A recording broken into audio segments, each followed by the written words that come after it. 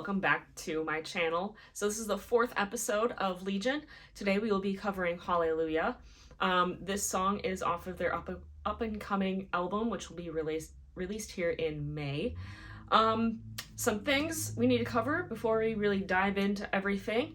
So first, we know that the Black Veil Brides North American tour will be coming up here very, very soon. So with the upcoming tour, there will be a Talk Shop live event on April 22nd. So you can all join in on that.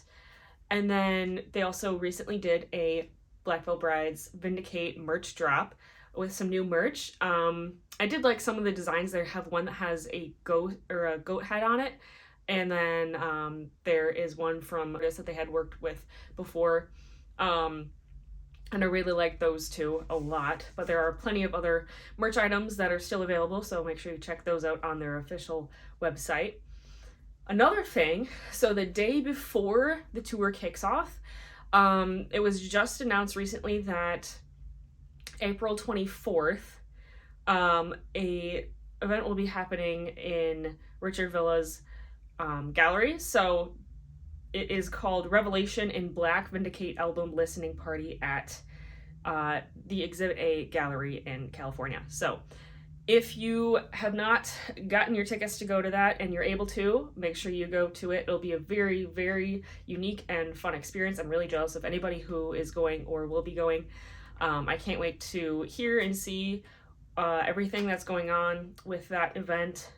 And the day after that, so that'll be April 25th, that is when the tour kicks off. So Black Veil Brides will be touring with From Ashes to New, TX2, and As December Falls. So if you haven't gotten your tickets, go get them. There's quite a few stops, and then there's also the European tour that was announced. So go grab your tickets if you haven't already. Also, this is another little thing. It has officially been 7 years since Ghost of Ohio. Lonnie had posted something on his Patreon about it, and I think it's so crazy. It's been 7 years since that. Like, it's kind of unbelievable. And then also, just yesterday of me filming this, so April 9th, marked 5 years since Fields of Bone was released. So Fields of Bone is off of their Phantom Tomorrow album, which was released in 2021. I remember when this music video came out, I was still living with my parents at the time, and I was so excited for a new Black Veil Brides music video. I love the production of it. I like the lighting and the effects that they used on it, and of course there's that storyline. So happy birthday to Fields of Bone and Ghost of Ohio. One last thing before we move on, I will be doing a giveaway. This will start April 12th and it goes until April 30th. April 30th is when I will announce the winners. It will, for the most part, be taking place over on my Instagram, so make sure you're following me there. I have a post of what to follow for the rules and how to enter and everything like that, and then the prizes are listed there as well. So there'll be 2 winners this time. Last time, I think last year when I did one, there was only 1 person. So this time we're doing 2, and here are the prizes that you can win. So each includes a t-shirt, there's some signed items, and some other really good goodies there. So make sure you head over to my Instagram and enter right now. All right, so Hallelujah. This song was first released in July of last year, so July 17th of last year.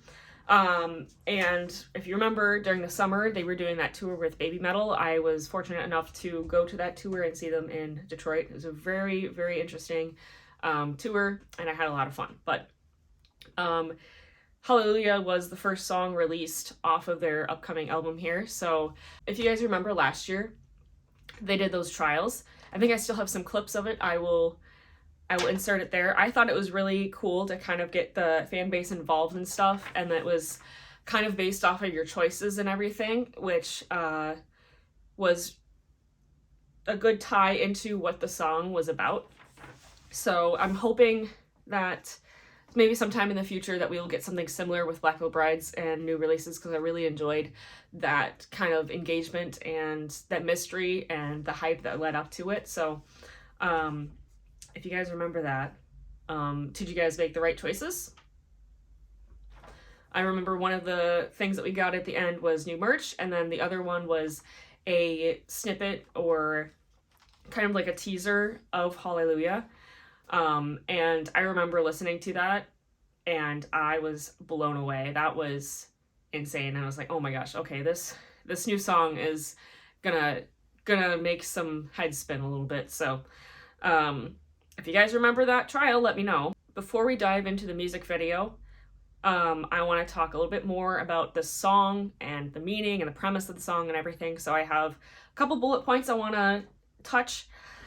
So first we have, so for the most part, this song is talking about hypocrisy and personal resilience and individuality. So there's kind of like a conflict between authenticity and performative righteousness. If you really listen to the lyrics,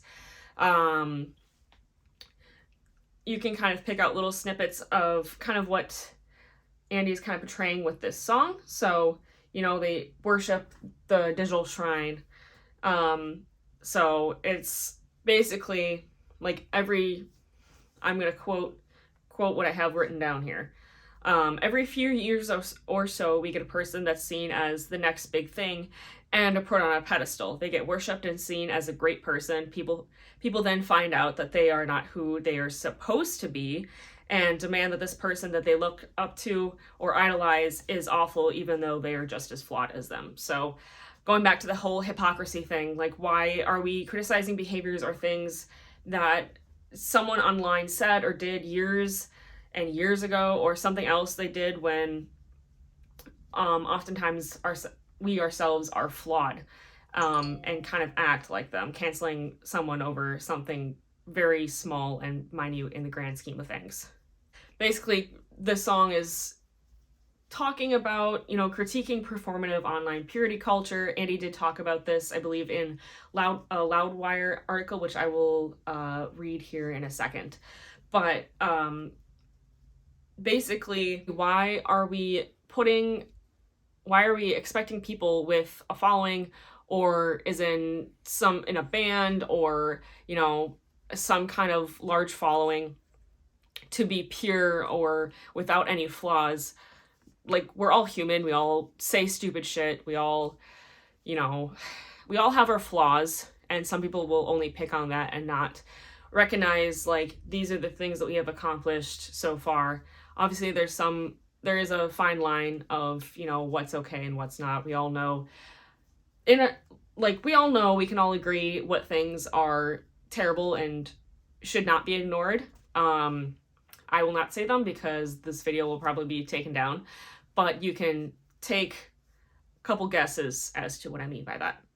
So I will read what Andy said in the Loudwire article here in just a second. So this is Andy's quote from the Loudwire article. He said, "Hallelujah is an important song for us, not only because it is the first track from the new record, but also a signifier of what's come for the band. On a narrative level, it represents the themes, the ideas I am exploring lyrically on the album. I am fascinated by the current state of discourse and how often we seem to prioritize ideological certainty over the heart and soul of humanity. Over the years, we have developed a tremendous connection with our audience, which is often dismissed or misinterpreted by the scene. We stand at a unique inflection point culturally, and I want to be able to speak openly about how much I believe in being true to yourself over the fear of mass hysteria or in-group recrements." And then he goes on and says, "When my grandfather's voice spoke to the outcasts in the first moments of our first record in 2010, it was a sincere call to arms for all of those who feel different. In many ways, this record is a natural evolution of the same idea. This is the heaviest and most I cannot pronounce that, Black Veil Bride's record by far, but more importantly, I believe it is the most sincere and honest record we have ever made."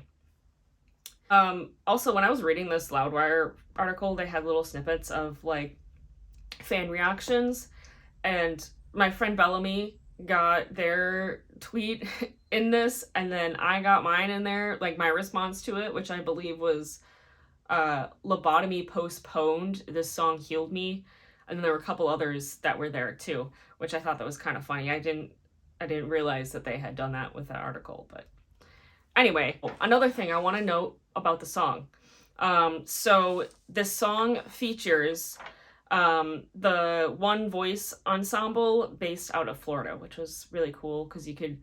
I'm really glad that they involved a choir from locally to where Andy lives to be featured in this track, and I really like how it kind of complements the rest of the song.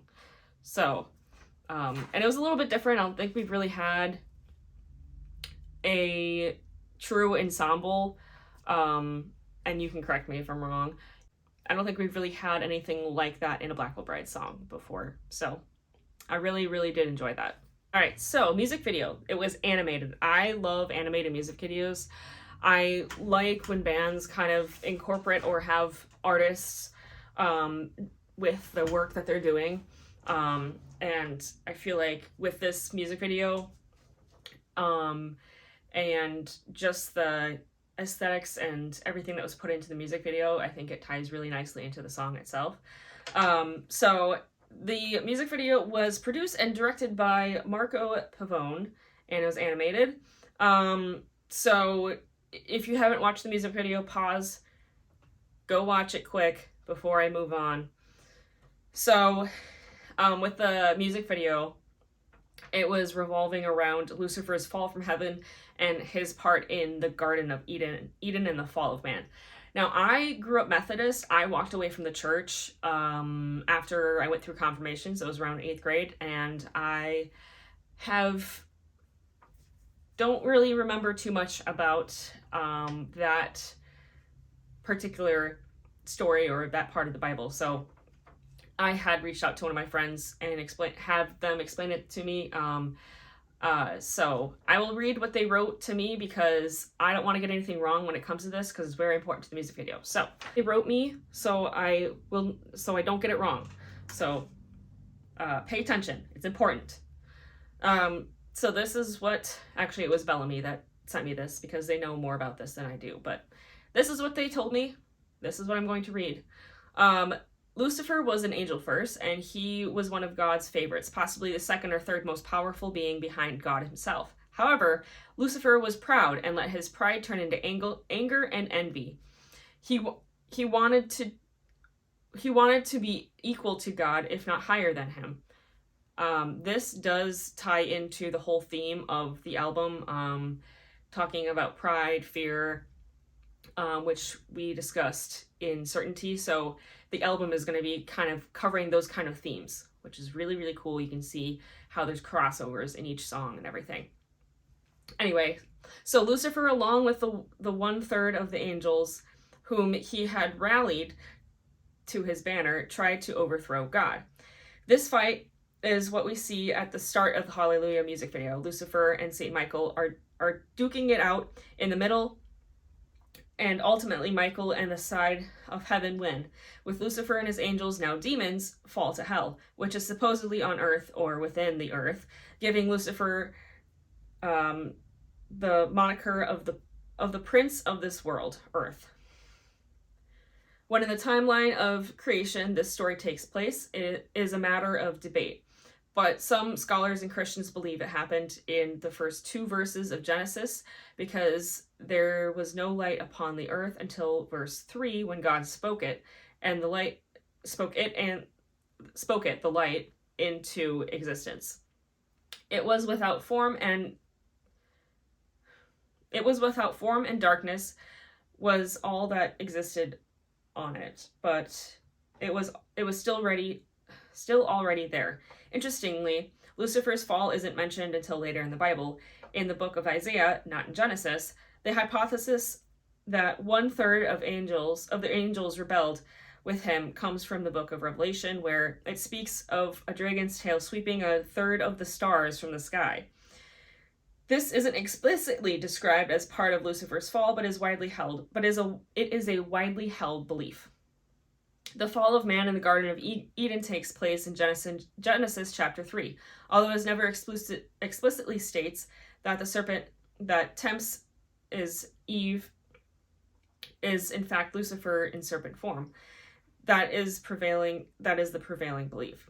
It could be that Lucifer possessed the serpent or otherwise influenced it, as it is recorded in Genesis that the serpent was more intelligent and clever than any of the wild beasts God had created. The instruction from God that the serpent told Eve to disobey was to not eat the fruit of the tree of knowledge or of good and evil, lest her and Adam became like God and possess that knowledge.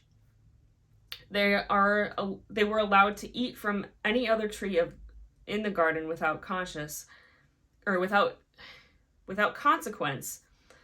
especially the tree of life, which granted them immortality.